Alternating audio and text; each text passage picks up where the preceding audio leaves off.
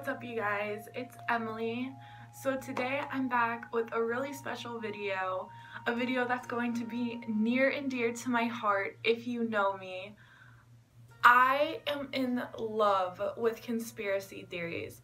If you give me a conspiracy theory that I've never heard of, I will go home and Google it for hours. I'm not joking. So this is why this video is so special to me. Today I'm going to be sharing with you 3 conspiracy theories that are not only conspiracy theories but have been proven to be true. So I really hope you guys like this video. I'm really excited to be making it, and without further ado, let's get right on into the video. Okay, so my first conspiracy theory that I'm going to talk about is Project MK Ultra.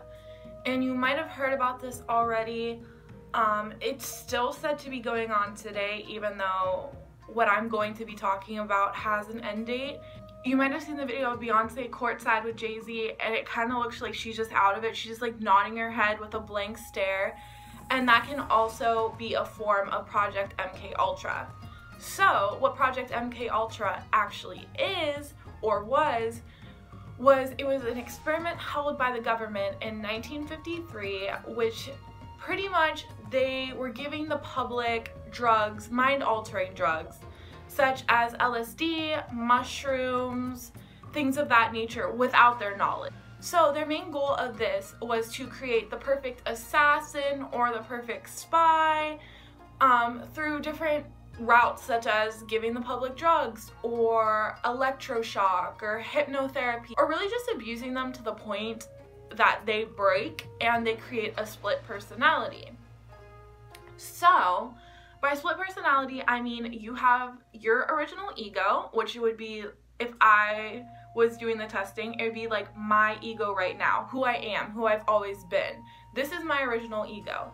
But if I went through the torture that the government held, I would eventually split into a separate personality to help cope, and that would be my alter ego.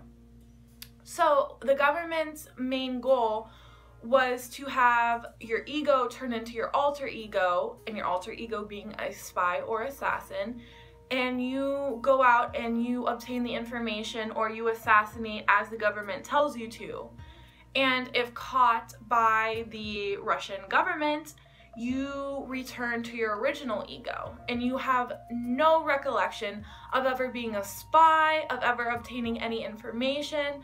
Therefore, you would not even be able to spill any of the American government's secret info if you wanted to. So in 1975, a journalist named Seymour Hersh actually uncovered these experiments that had been going on and released them to the public. The public was absolutely outraged, and I'm sure you can imagine finding out that the government had been performing these heinous experiments on your fellow citizens just is so crazy. To create a perfect assassin is just mind-blowing to me.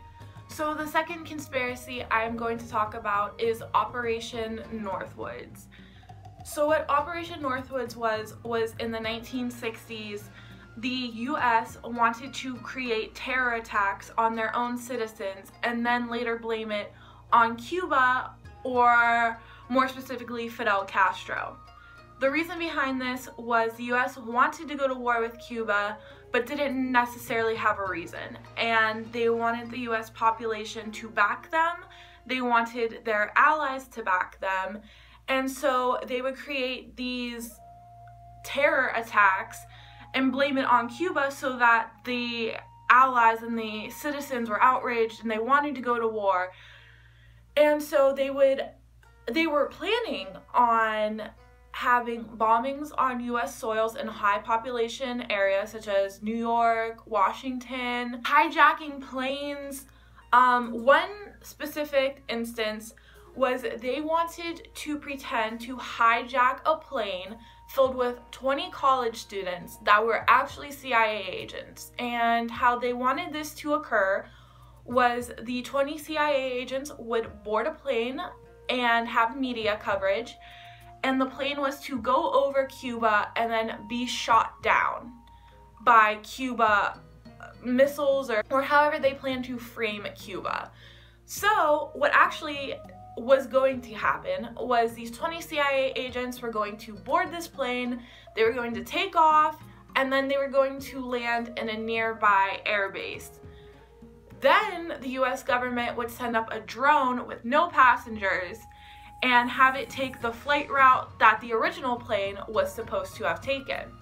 And when it got over Cuba, it was going to send out an alert message that it was being shot at by Cuban missiles, and it would later crash, and the media would be all over this, and I'm sure the population of US citizens would have been outraged to see 20 of America's youth be shot down in such a horrific accident. Therefore, they would then later back the government with whatever they wanted to do when it came to Cuba. However, the JFK administration later decided not to do it, and they weren't for it. So later, when it came time to investigate JFK's assassination, this is actually when Operation Northwoods was brought to light. And just like my other conspiracy theory, the US population was so upset. How could our government create these attacks on us just to go to war with Cuba? So the last conspiracy theory I'm going to talk about is Operation Mockingbird. So what Operation Mockingbird was a operation held by the government in 1950s where the government looked to recruit high elite members of journals, newspapers, radio shows, such as the New York Times, CBS. And by 1953, the government had a large part of what was being put out into the media. So for example, things to make the government look good, or news that made the government appear better than it was leaked into the media, and it was just brainwashing the population to believe that, oh, the government only is good, the government's only good, look at all the good they're doing, when really that wasn't truly the case. They were actually very open about the fact that they were brainwashing the public. I've seen videos of them openly admitting to a court that they had a high influence in the media, and they were not what seems to be ashamed of anything. But yeah, that was brought to light in 1975, and I mean, nothing really happened. I don't know of a huge backlash of the US population, but still, the fact that they had that much power and such a large input into our brains is crazy to me. That's scary. They were literally brainwashing us to believe what they wanted us to believe.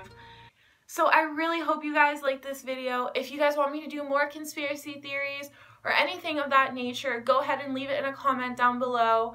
I'm more than open to researching a new topic. I find this stuff extremely fascinating. If you did like this video, go ahead and leave me a like and subscribe to my channel so I can see you next time. And yeah, I love you guys so much. Bye.